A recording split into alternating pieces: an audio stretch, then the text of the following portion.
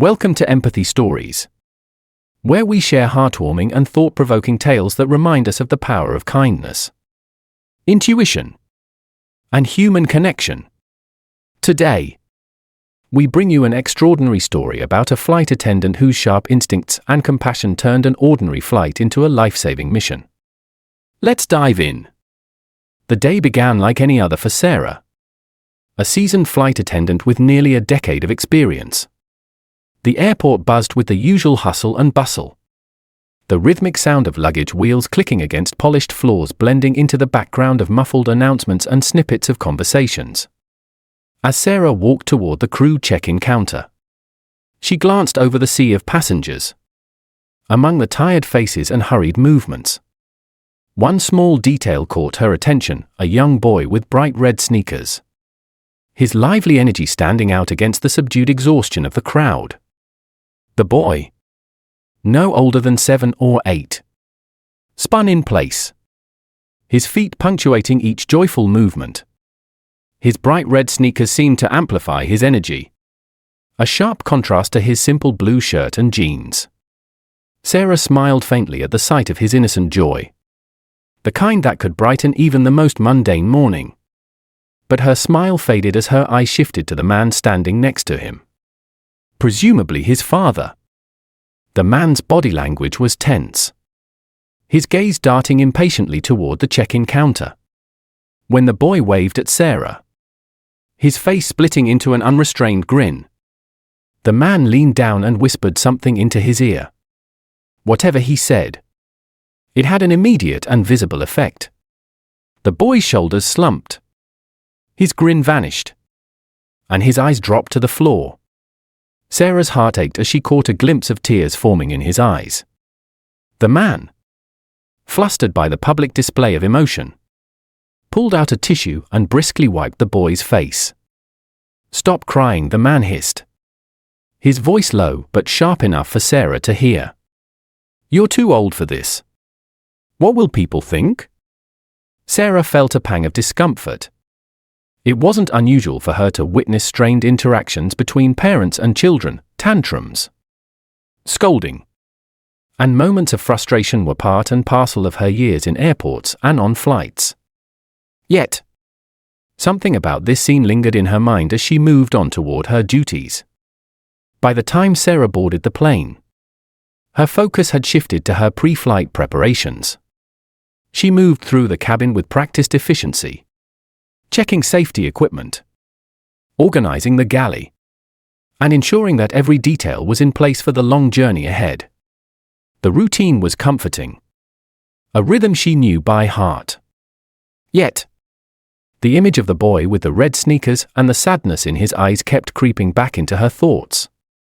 As the boarding process began, Sarah took her position by the aircraft's entrance, greeting passengers with a warm smile and directing them to their seats. When the boy and the man finally stepped onto the plane, Sarah felt a pang of recognition. Up close, the boy's sneakers seemed even brighter, but his demeanor had grown quieter, more subdued. "Good morning," Sarah said softly, directing her words toward the boy. "May I see your boarding passes?" The man handed her the documents without a word, his movements brusque. Sarah glanced at the ticket: Jamie Turner, seat 14A. Her gaze flicked back to the boy. "Enjoy your flight," she said, her voice gentle. The boy offered a small nod, clutching his backpack tightly as he followed the man down the aisle. Throughout the flight's preparation and takeoff, Sarah's attention remained divided. She assisted passengers, ensured their comfort, and followed protocol. But her eyes frequently drifted toward row 14, where Jamie sat today. His small frame seemed to shrink beside the man, who was now absorbed in his phone. During the meal service, Sarah knelt beside Jamie's seat to offer him a snack. For a brief moment, the boy's face lit up with excitement. But the man quickly dismissed the idea, insisting they didn't need anything extra. Jamie's joy faded as quickly as it had appeared. As Sarah moved down the aisle, her unease grew. There was something undeniably off about the dynamic between the man and the boy. The man's tone, the boy's reluctance to engage, and the subtle tension between them painted a troubling picture. But Sarah couldn't put her finger on what it was. The turning point came when Jamie appeared in the galley. His small figure hesitant and his eyes filled with silent pleas. "Can I sit here?" he asked in a barely audible whisper. Sarah crouched down to meet his gaze. "What's wrong? Sweetheart? Why don't you want to go back to your seat?" The boy's lips trembled as he whispered, "I don't want to sit with him. I want my mom." Sarah's heart sank. The pieces of the puzzle began to fall into place. Something was terribly wrong. And it wasn't just nerves or a first-time flyer's jitters. The boy's quiet desperation confirmed Sarah's worst fears. She exchanged a meaningful glance with her colleague, her instincts now in overdrive, as she reassured Jamie and encouraged him to return to his seat. Sarah resolved to keep a watchful eye on him for the rest of the flight. Something was deeply amiss, and she knew she couldn't ignore it. With every interaction, Sarah's resolve grew stronger. She didn't yet have the full picture, but she had seen enough to know that Jamie needed her help and she wouldn't let him down. As the plane soared above the clouds, Sarah's unease deepened. Her every instinct told her that something wasn't right with Jamie and the man sitting beside him. While Sarah continued her duties, she couldn't stop herself from glancing back toward row 14. The boy sat unnaturally still, his red sneakers barely peeking out from under the seat in front of him. His demeanor was far too subdued for a child his age. And the man's cold, dismissive attitude only heightened Sarah's concerns. When Sarah returned to the galley to prepare the meal service, her colleague, Emily, leaned in close, her voice barely above a whisper. "Did you notice the boy in row 14?" she asked. "Something feels off." Sarah nodded. "I've been watching them since they boarded. He told me he doesn't want to sit with the man. He mentioned his mother, but I haven't seen any sign of her." Emily's eyes narrowed. "And the man? What's his deal?" "I don't know," Sarah admitted, "but I plan to keep a close eye on them." As they worked, the intercom crackled to life, and the captain's calm, professional voice filled the cabin. "Ladies and gentlemen, this is your captain speaking. We're expecting smooth skies ahead as we continue on our journey. Please sit back, relax, and enjoy the flight." Sarah smiled faintly at the routine announcement, but the tension in her chest didn't ease. Moments later, a small figure appeared at the edge of the galley. It was Jamie, his face pale and his hands clutching the hem of his shirt. "Hi there," Sarah said gently, crouching to his level. "Do you need something, sweetheart?" Jamie hesitated, his eyes darting nervously. "Can I stay here?" he whispered. "I don't want to go back to my seat." Sarah's heart ached at the fear in his voice. "Oh, Jamie," she said softly. "Passengers can't stay in the galley. But I can sit with you for a moment if you'd like." Jamie nodded, his bottom lip quivering, as Sarah crouched beside him. She asked gently, "Are you going to meet your mom when we land?" The question seemed to confuse him. He glanced around, as if searching for someone. "Mom's supposed to be here," he said, his voice trembling. "But she's not. When will she come?" A chill ran down Sarah's spine. Something about his answer didn't add up, and her unease turned to outright suspicion. Before she could press further, the man appeared, his expression a forced mask of calm. "There you are," he said, his voice tight. "I'm sorry if he's bothering you. He's just nervous about flying." Sarah stood, her professional demeanor intact. But her mind raced. "Not at all," she replied with a polite smile. "We were just chatting about the flight." The man placed a hand on Jamie's shoulder, a touch that seemed more like a restraint than a gesture of comfort. "Come on, Jamie," he said, steering him away. "Let's go back to our seats." As they disappeared down the aisle, Sarah exchanged a worried glance with Emily. "This isn't normal," Sarah whispered. "Something's wrong." Minutes later, the situation escalated.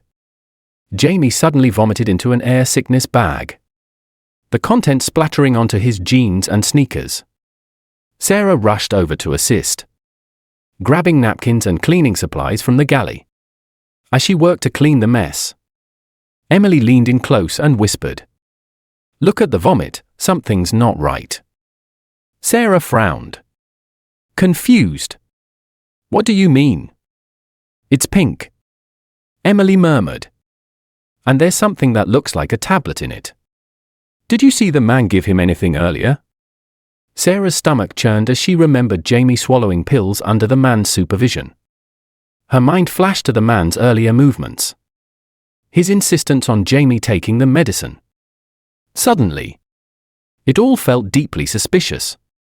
Sarah's thoughts were interrupted by a call from the cockpit. She picked up the phone, her voice steady despite the growing dread in her chest.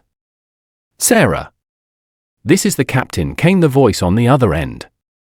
"We've just received an alert from air traffic control. A missing child report has been filed, and security footage shows a boy matching the description boarding our flight with a man. The child is described as black, about 7 years old, wearing bright red sneakers." Sarah's breath caught. "Captain," she said, her voice barely above a whisper, "that boy is on our plane. His name is Jamie Turner. Row 14A. There was a brief pause before the captain's voice returned, now tense with urgency. "We're diverting to Atlanta, the nearest major airport. Keep everything calm in the cabin. We don't want to alarm the suspect." Sarah nodded, her mind racing. As she hung up, she turned to Emily and explained the situation in hushed tones.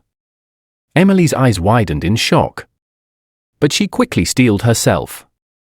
"We do our jobs," Sarah said firmly. "We keep the passengers calm, and we make sure Jamie gets home safely." With a deep breath, Sarah stepped back into the aisle. The captain's voice came over the intercom, announcing an unexpected diversion due to turbulence and weather conditions. The explanation soothed most passengers, but Sarah noticed the man in row 14 growing increasingly agitated. His eyes darted around the cabin, his movements restless. Sarah approached with a composed smile. "Sir," she said, her voice calm, "everything is under control. We'll be landing soon. Please remain seated." The man hesitated, his suspicion evident, but he nodded reluctantly. As Sarah walked away, she glanced back at Jamie. The boy was fast asleep, his small body curled against the window. The sight filled her with equal parts relief and determination. The next half hour felt like the longest of Sarah's life. She moved through the cabin, keeping a close eye on row 14 while maintaining an air of calm professionalism. When the plane finally touched down in Atlanta, Sarah braced herself for what was to come. As the aircraft taxied to the gate, Sarah positioned herself near Jamie and the man. When the doors opened, law enforcement officers boarded swiftly, their presence calm but commanding. "Eric Turner," one officer said, addressing the man directly. "We need you to come with us." The man froze, his face a mask of feigned confusion. "What's this about?" he stammered. But his protests were cut short as the officers restrained him. Sarah watched as the man was led away, her heart pounding.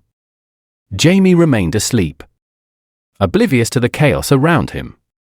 Gently, Sarah lifted the boy from his seat, cradling him in her arms. As she stepped off the plane and into the terminal, she felt the weight of the day settle over her, but also the satisfaction of knowing she had made the right choice. Jamie was safe now, and Sarah's instincts had saved a life.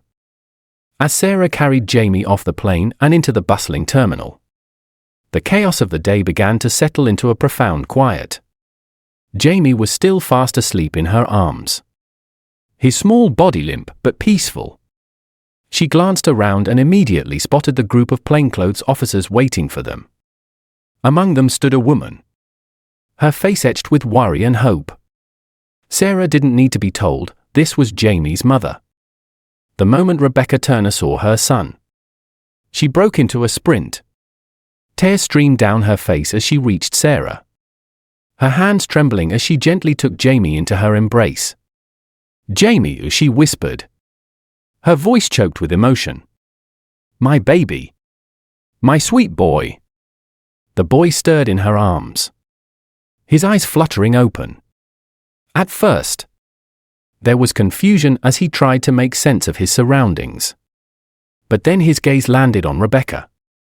His expression shifted, tears welling up as he threw his arms around her neck. "Mom," he cried, his small voice cracking. "I thought I lost you. Uncle Eric said you'd be on the plane. But you weren't there." Rebecca held him tighter, her sobs muffled into his hair. "I'm here now," she whispered, rocking him gently. "I'm here. And I'm never letting you go." Sarah stood silently, her heart heavy yet full. Watching this reunion was a poignant reminder of why she had acted on her instincts. Jamie's tears, Rebecca's relief, it was all worth it. For a moment, Sarah thought about how differently this story could have ended had she ignored the small but significant signs. As Rebecca comforted Jamie, a detective approached, his voice low but steady. "Ms. Turner, we've apprehended Eric. And he's confessed. He intended to take Jamie to his father, who, as you reported, has no custodial rights. We'll need you to provide a full statement once you've rested." Rebecca nodded, her face hardening with a mix of anger and resolve. "I'll do whatever it takes to make sure neither of them can ever hurt my son again."